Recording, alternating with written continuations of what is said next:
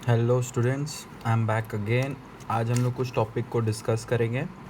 कुछ टॉपिक में हम लोग आज ये डिस्कस करेंगे कि पीजीबीपी के अंदर जो हम लोग बाकी एक्सपेंसेस अलाउड था उसके बारे में हम लोग डिस्कशन कर लिए। सेक्शन 30 से लेके 37 तक पीजीबीपी का सारा एक्सपेंसेस अलाउड जो इम्पोर्टेंट था हम लोग ने उसको डिस्कस कर लिया। अब हम अपना आगे का डिस्कशन आगे बढ़ाते और डील करते हैं एक्सपेंसेस डिसअलाउड। पीजीबीपी के चैप्टर में पीजीबीपी के हेड्स के अंदर कौन कौन से एक्सपेंसेस है जिसको डिसअलाउड किया जाता है, उसमें आपको डिडक्शन नहीं मिलता है, दिस ऑल आर डिसअलाउड। तो बेसिकली ये लेक्चर बहुत बड़ा होगा, तो इसको डिवाइड करके समझेंगे। जितना हम लोग एक्सपेंसेस अलाउड पढ़ के आए तो उतना बड़ा तो नहीं है, लेकिन हाँ उतना ही इम्पोर्टेंट ये भी है क्योंकि जानना बहुत ज़रूरी है। तो एक्सपेंसेस डिसअलाउड टॉपिक है। Expenses disallowed. जूम कर दूं क्या? एक सेकेंड। हाँ, काफ़ी बड़ा हो जा रहा है, यही ठीक है। Expenses disallowed. अब एक्सपेंसेस डिसअलाउड क्या है? एक्सपेंसेस डिसअलाउड में हम लोग 2 सेक्शंस पढ़ेंगे, लेकिन अभी जो हम सेक्शंस के बारे में डिस्कस करने वाले हैं वो सेक्शंस का नाम है सेक्शन 40 क्लॉज ए सब क्लॉज आई। सेक्शन 40 क्लॉज ए सब क्लॉज आई। ये सेक्शन में हम लोग ये समझेंगे कि कौन कौन सा एक्सपेंसेस डिसअलाउड है। ये सेक्शन बोलता है कि डिडक्शन इज डिसअलाउड। आपको डिडक्शन नहीं मिलेगा, आपको डिडक्शन नहीं मिलेगा। कोई भी इंटरेस्ट, कोई भी रॉयल्टी, कोई भी फीस टेक्निकल सर्विसेज के लिए, या फिर कोई और सम अदर देन सैलरी, ठीक है, जो आप एक नॉन रेसिडेंट को पे कर रहे हो और इसका कुछ कंडीशन है जो सेटिस्फाई करना होगा। अगर वो कंडीशन सेटिस्फाई हो जाता है तब आपको प्योरली डिडक्शन मिलने का चांसेस रहता है, वरना इसमें आपको डिडक्शन नहीं मिलता है। चलिए इसको एनालाइज कर लेते हैं, अपने इजी लैंग्वेज में लिख लेते हैं। प्रोविजंस के हिसाब से नहीं चलते, प्रोविजंस के हिसाब को इजी लैंग्वेज में बोल देते हैं। यहाँ पे बोलता है कि कोई भी payment, any payment, any payment, कोई भी payment other than salary, other than salary मतलब कोई भी पेमेंट आप मेड कर रहे हो अदर देन सैलरी, कोई भी पेमेंट आप मेड कर रहे हो अदर देन सैलरी, वो डिसअलाउड है। ठीक है, वो डिसअलाउड है, वो एक्सपेंसेस में डिसअलाउड है। ध्यान से समझिएगा, पूरा समझ आएगा, पूरा जब आप समझिएगा। तो एनी पेमेंट, कोई भी पेमेंट जो सैलरी ना हो, जो मेड होता है, मेड, ये जो आप पेमेंट मेड होता है, made to, this payment is made to non resident, this payment is made to non resident, जहाँ पे on which tax is required to be deducted, on which tax is required to be deducted. So I repeat myself, any payment other than salary, कोई भी payment salary छोड़ के जो हम एक non resident को पे करते हैं, जिसके लिए टैक्स डिडक्ट होना बहुत ज़रूरी है, जिसको हम लोग बोलते हैं TDS, टैक्स डिडक्ट होना ज़रूरी है। But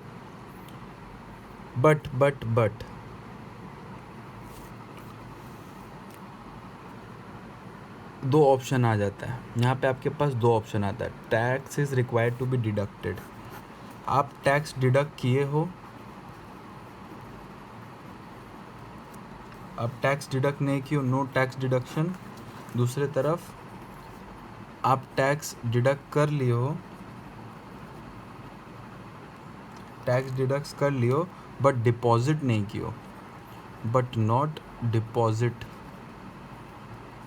deposited to government up to due date of filing of return. Sir आप बोलना क्या चाह रहे हैं? देखिए, हम उस एक्सपेंसेस को डिसअलाउड मान लेंगे अगर कोई पेमेंट एक नॉन रेसिडेंट को किया जा रहा है अदर देन सैलरी, और उसके लिए आप डिडक्शन करना था, मतलब जो आप पेमेंट कर रहे हो एक नॉन रेसिडेंट को, उसका TDS आपको काटना था लेकिन आप नहीं काटे, आप उस टैक्स का नो डिडक्शन किए, या फिर आप टैक्स डिडक्ट भी कर लिए लेकिन अभी तक गवर्नमेंट को जमा नहीं किए। इस सिचुएशन पे आपका जो एक्सपेंसेस है, जो आप पेमेंट दे रहे हो एक नॉन रेसिडेंट को, जो पेमेंट दे रहे हो नॉन रेसिडेंट को, उसका डिडक्शन नहीं मिलेगा। That is 100% disallowed. 100% डिसअलाउड मतलब 100% डिसअलाउड, मतलब इसका एक्सपेंसेस का आपको डिडक्शन नहीं मिलेगा। अब ध्यान से समझिए हम क्या बोल रहे हैं। मेरा बोलने का मतलब आपको ये है, मेरा बोलने का सिंपल सा मतलब ये है, ये इंसान है, सपोज़ करिए इसको आप 10 लाख रुपया पेमेंट करते हैं, एक कंपनी है जो इसको 10 लाख रुपया पेमेंट करता है। 10 लाख रुपया में से हम बोलते हैं आपको कि इसका 10% TDS काटना पड़ेगा, यानी कि 1 लाख रुपया आपको काटना पड़ेगा, 9 लाख इसके पास जाएगा। तो ये जो 1 लाख रुपया है ये आप नहीं काटे हो, आप ये डिडक्ट नहीं किए हो, तो इसको जो आप 10 लाख का पेमेंट कर रहे हो, इसका जो आप 10 लाख का पेमेंट कर रहे हो, इसका डिडक्शन आपको नहीं मिलेगा, इसका डिडक्शन आपको नहीं मिलेगा। ये ऑब्वियस सा बात है, हम नॉन रेसिडेंट पढ़ रहे तो ये नॉन रेसिडेंट होना चाहिए। चलो आप डिडक्ट कर भी लियो लेकिन अभी तक गवर्नमेंट को पे नहीं किया, यानी कि आप गवर्नमेंट का पैसा मार के रखे हो, तब भी आपको एक्सपेंसेस डिसअलाउड लेगा, आपको नहीं मिलेगा। देन हम क्या बोलना चाह रहे हैं, हम सिंपल से एक ही चीज़ बोलना चाह रहे हैं आप लोगों को, वो ये है कि इफ़ टैक्स इज डिडक्टेड, अगर टैक्स डिडक्ट किया जा रहा है एट एनी टाइम, इसको लिख लीजिएगा, if tax is deducted at any time during previous year, if tax is deducted any time during previous year, ठीक है, टैक्स डिडक्ट हो रहा है कभी भी ड्यूरिंग प्रीवियस ईयर, ठीक है, प्रीवियस ईयर में वो कभी भी डिडक्ट हो रहा है, मतलब टैक्स को आप डिडक्ट कर रहे हो प्रीवियस ईयर में, और साथ ही साथ आप डिडक्ट कर रहे हो, और साथ ही साथ if tax is deducted at any time during previous year, or it is paid and it is deposited to government, and it is deposited to government in such previous year, उसी previous year में deposit हो जा रहा है, और in assessment year up to due date of filing of return। चलिए मान के चलते ये ऑडिट करने वाला है इस पर्टिकुलर एसएससी का, इस पर्टिकुलर एसएससी को ऑडिट करना पड़ता है, तो हमारा लास्ट डेट सितंबर रहता है, 30 सितंबर हमारा लास्ट डेट रहता है, क्योंकि ये ऑडिटेड फॉर्म वाला चीज़ है। तो इट्स वेरी मच क्लियर कि अगर आप कोई पेमेंट सेक्शन 40 क्लॉज ए सब क्लॉज आई बोलता है कि you will not get your expenses allowed, मतलब your expenses is disallowed if any payment other than salary is made to a non resident on which tax is required to be deducted. जो payment आपकी जहाँ पे tax required था deduction के लिए, लेकिन आप टैक्स डिडक्ट नहीं किए तो आपको पूरा एक्सपेंसेस डिसअलाउड है। दूसरा, आप टैक्स डिडक्ट किए लेकिन गवर्नमेंट को पे नहीं किए, तब भी आपका टैक्स डिसअलाउड है। सर अगर हम उल्टा कर दें, मतलब क्या, टैक्स डिडक्ट भी कर ले और गवर्नमेंट को पे कर दे, जब आप ऐसा काम कर देते हैं तो वो पूरा का पूरा अलाउड हो जाएगा, वो पूरा का पूरा आपके एक्सप्लेनेशन के हिसाब से अलाउड रहेगा। चलिए सिचुएशंस को हम फिर से एक्सप्लेन कर देता है आपके लिए। सपोज़ करिए क्वेश्चन को एग्जांपल ले लेते हैं। ABC लिमिटेड एक कंपनी है, ठीक है, ABC लिमिटेड एक कंपनी है जो पेड 10 लाख रुपया, paid 10 lakh to mister B, वो पे किया 10 लाख रुपया मिस्टर बी को, जो एक ऑब्वियसली नॉन रेसिडेंट है, ठीक है, और TDS 10% कट रहा है। अच्छा, आप लोग सोचे होंगे सर यहाँ पे हम लोग अभी पढ़ कर आए कि tax deduction previous year 1920 previous year कभी भी करो लेकिन डिपॉजिट ड्यू डेट से पहले। देखिए अभी जो हम आपको पढ़ाए वो हम आपको पढ़ाए क्या पीजीबीपी में। आपको जब हम टीडीएस पढ़ाएंगे एक अलग चैप्टर है, वहाँ पे हम लोग सीखते हैं कि जब अमाउंट पे होता है टीडीएस नेक्स्ट मंथ का 7 दिन के अंदर हो जाना चाहिए। सपोज़ करो आप जून में पे कर रहे हो तो नेक्स्ट मंथ का जुलाई 7 जुलाई तक टीडीएस को डिपॉजिटेड कर देना चाहिए, पेमेंट हो जाना चाहिए टीडीएस का। This is we have learn that we will learn in this, so I am writing this for you. ठीक है, ये लिख लीजिएगा, ये आपके लिए सुविधा रहेगा। ठीक है,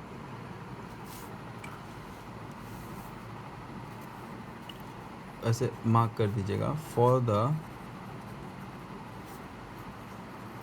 पर्पस ऑफ टीडीएस, टीडीएस के व्यू पॉइंट के हिसाब से, टीडीएस के व्यू पॉइंट के हिसाब से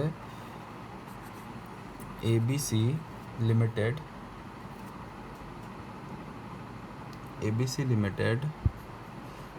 जस्ट अ मिनट बेटा, जस्ट अ मिनट, थोड़ा सा इशू हो गया, कैमरा इशू हो रहा है, just a minute,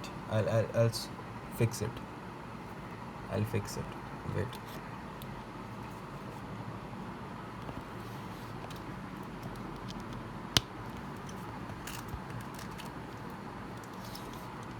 I think now it is clear।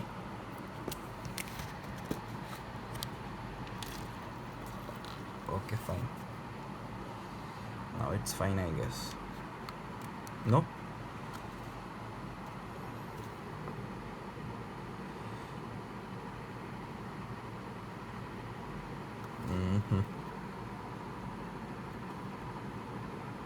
Fine.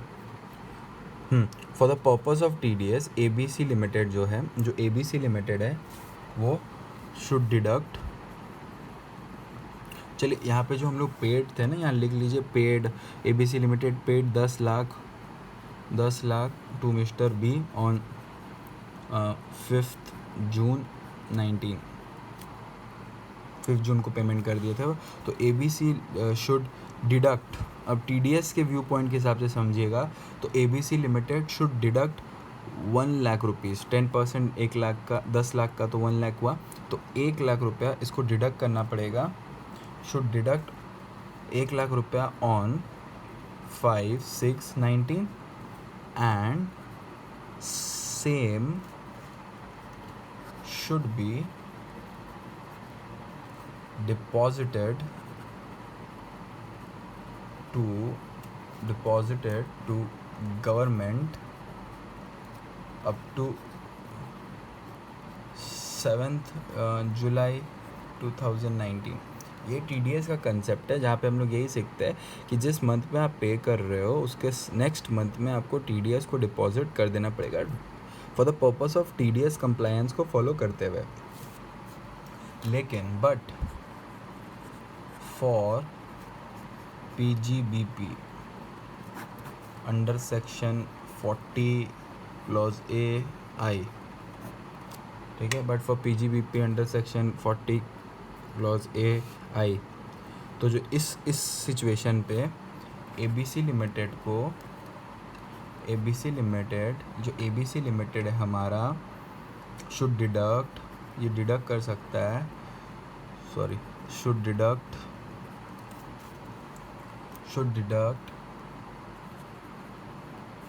1 lakh any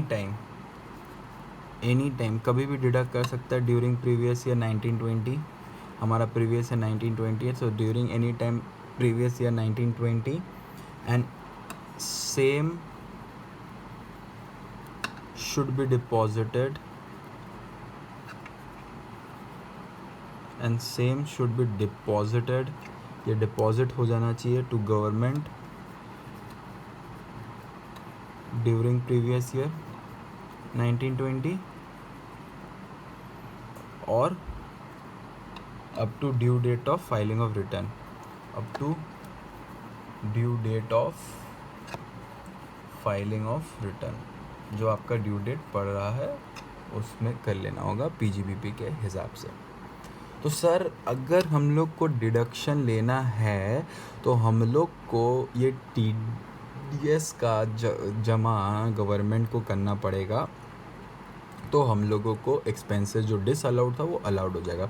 so इसको हम क्विक रिविजन फिर से करवा देते हैं. व्हाट आई मेंट टू से is under section 40A I that if any payment is made, any payment other than salary, salary का अलग है इसीलिए. So any payment made other than salary to any other person, any payment made other than salary to a non-resident, ठीक है, to a non-resident if payment is if payment is made to a non-resident, I repeat again, if any payment is made other than salary to a non-resident on such where the tax is required to be deducted, we have two options. If tax not deducted, then you will not get any expenses allowed, means that expenses are disallowed. Second one, tax deducted but not deposited to government, then also all expenses are disallowed. But if tax are deducted on time, tax deducted and also it has been deposited to the government, then such SSC are eligible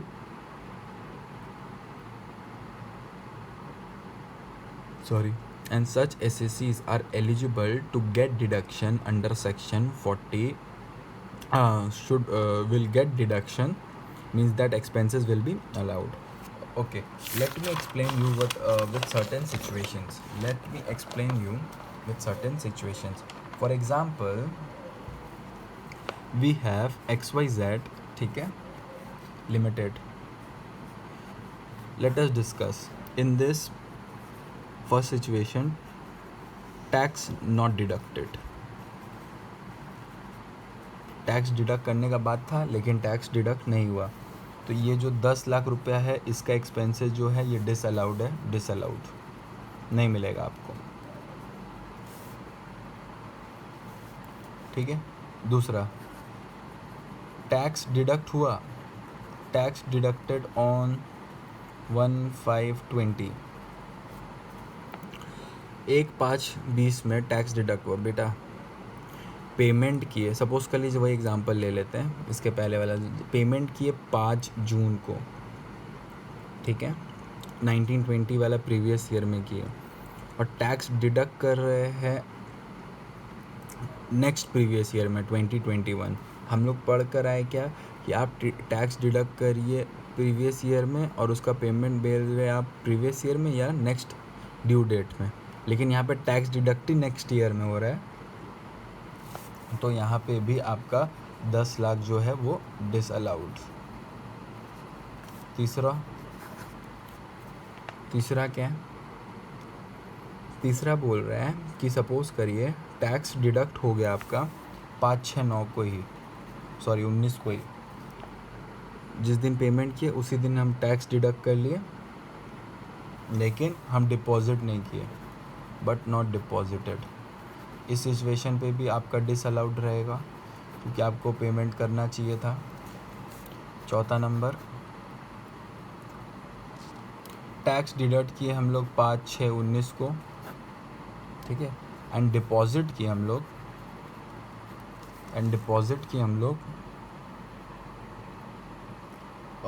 deposited, चलिए 3 इसी का ले लीजिए, 3 date ले लीजिए.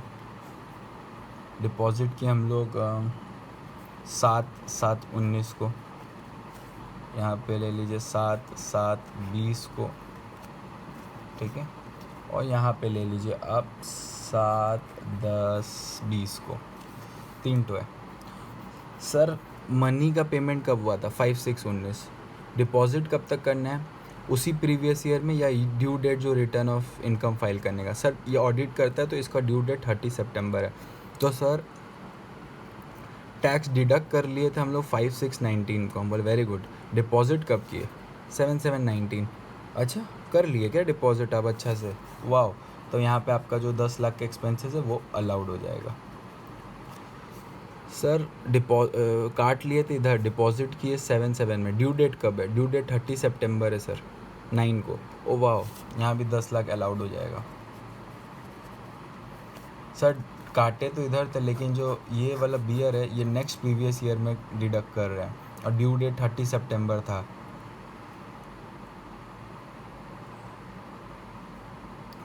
उसके बाद कर रहे हैं, तो यहाँ पे आपका 10 लाख जो है वो डिसअलाउड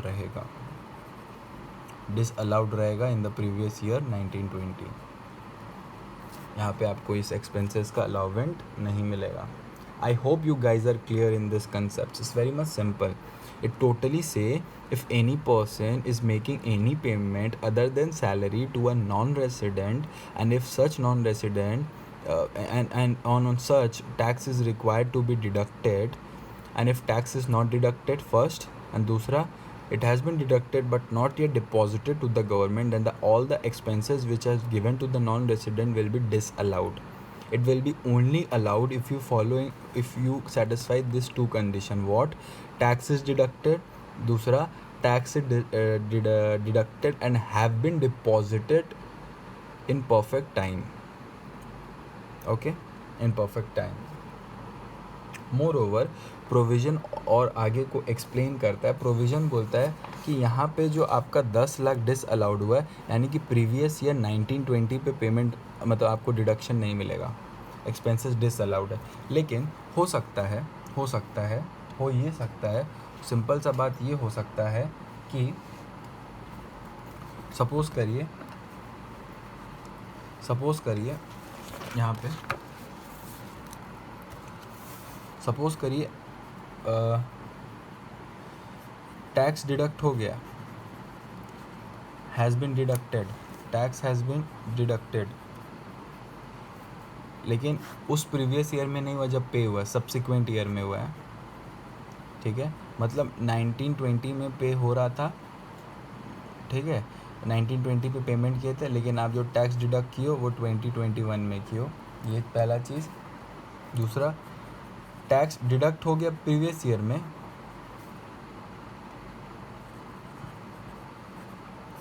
ठीक है, लेकिन जो पेड हुआ subsequent year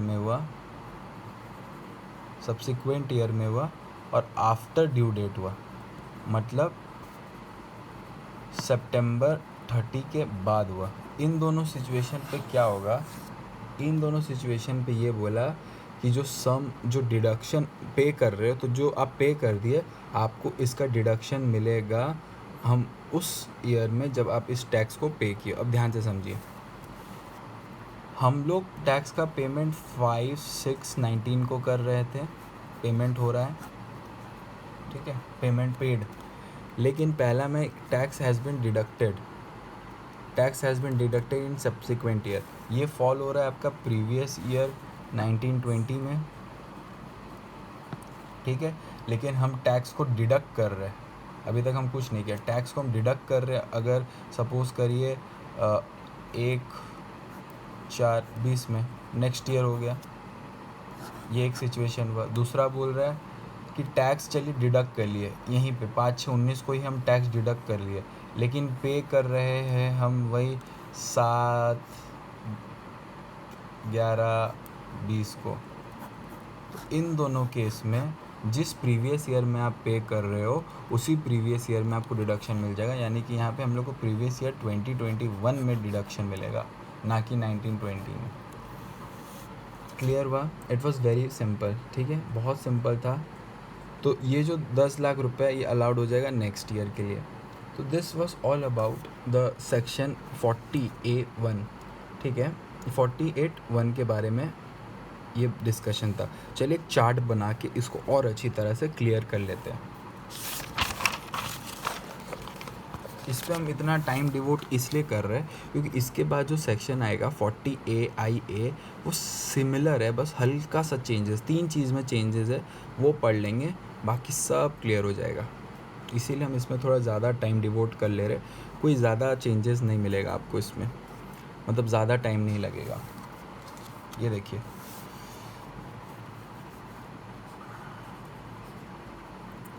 payment by Alka limited, एक कंपनी है Alka limited, to non resident during 1920। चलिए चार्ट बना लेते हैं।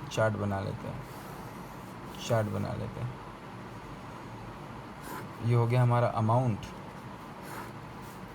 ये हो गया डेट ऑफ पेमेंट, ये हो गया डेट ऑफ टीडीएस कब काट रहे हैं हम लोग, और ये हो गया हमारा डेट ऑफ डिपॉज़िट, कब हम लोग डिपॉज़िट कर रहे हैं। चलिए सबसे पहला एक्सपेंसेस ले लेते हैं हम लोग, सबसे पहला एक्सपेंसेस ले लेते कोई भी पेमेंट, ठीक है। तो सबसे पहले रेंट, सैलरी इंक्लूड नहीं होगा इसलिए रेंट का पेमेंट हम लोग कर रहे हैं 10 लाख रुपया, ठीक है। और डेट ऑफ पेमेंट है हमारा, सपोज़ कर लीजिए 1/8/19, यानी कि अगस्त में पेमेंट कर रहे हैं हम लोग, ठीक है, 1 अगस्त 19 में। टीडीएस हम लोग कुछ नहीं लिए, मतलब टीडीएस को डिडक्ट ही नहीं किए, पेमेंट कर दिए लेकिन टीडीएस डिडक्ट नहीं किए।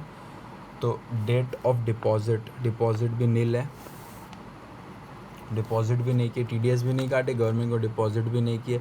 तो अब हमको बताओ ये 10 लाख रुपए का एक्सपेंसेस जो कि अलाउड है कि डिसअलाउड है? वेरी गुड, डिसअलाउड है। क्यों सर डिसअलाउड है?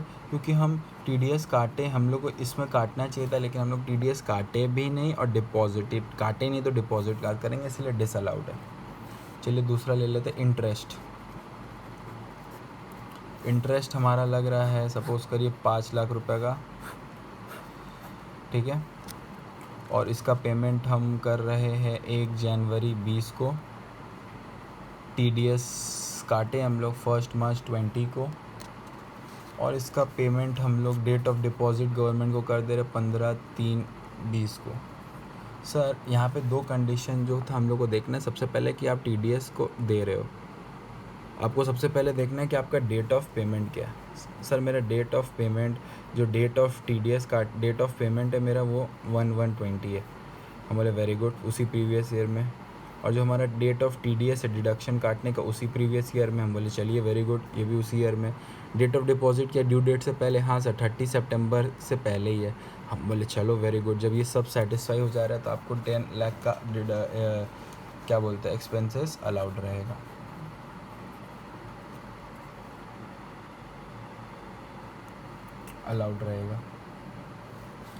चलिए एक और कर लेते हैं,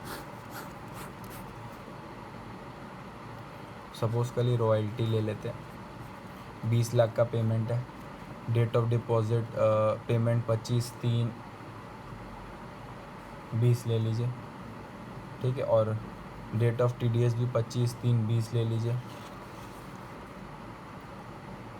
और हमारा डिपॉजिट 1/20 ले लीजिए। सर यहाँ पे सब कंडीशन फुलफ़िल हो रहा है, प्रीवियस ईयर में काटे हैं और 30 सितंबर से पहले दे रहे, तो यहाँ पे भी 20 लाख का जो है वो अलाउड है।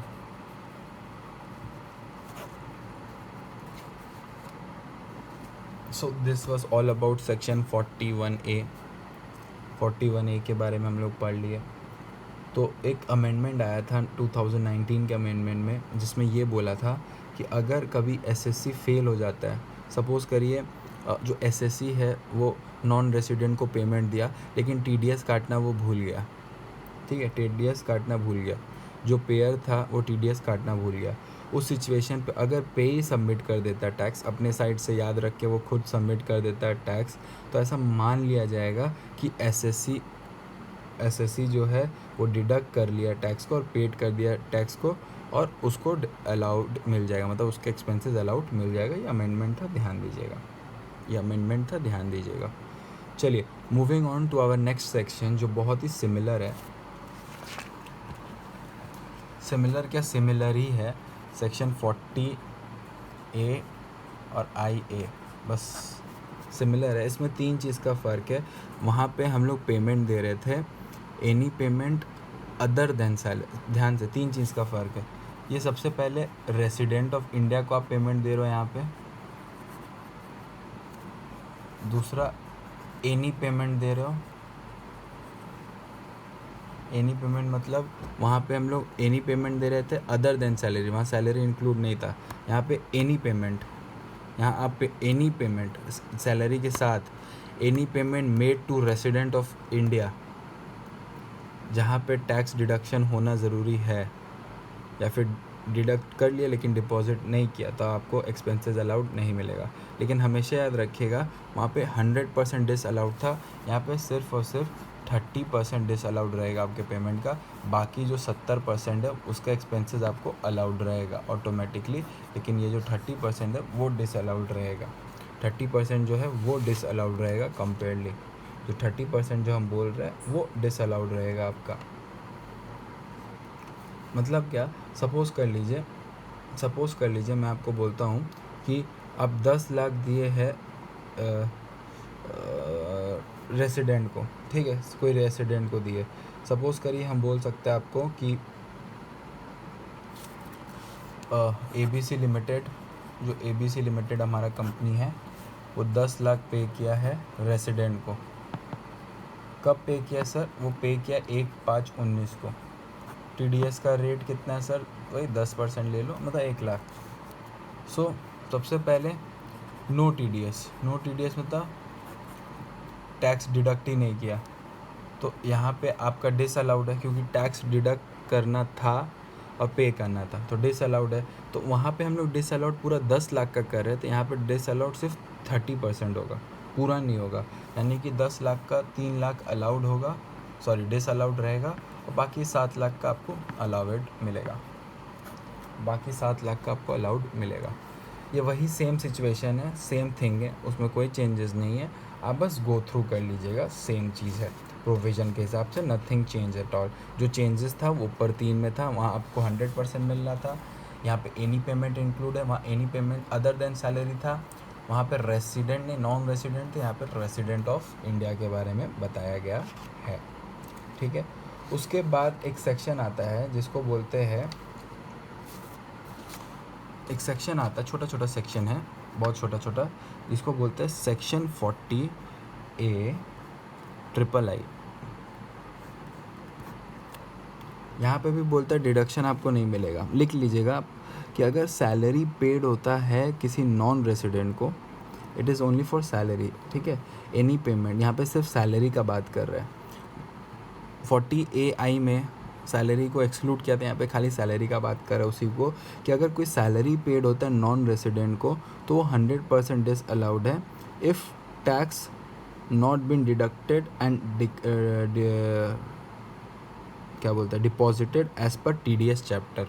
एज पर TDS चैप्टर का मतलब क्या है, यहाँ पे जो आप सैलरी पे कर रहे हो नॉन रेसिडेंट को वो 100% डिस अलाउ रहेगा अगर आप टैक्स डिडक्ट नहीं किए हो।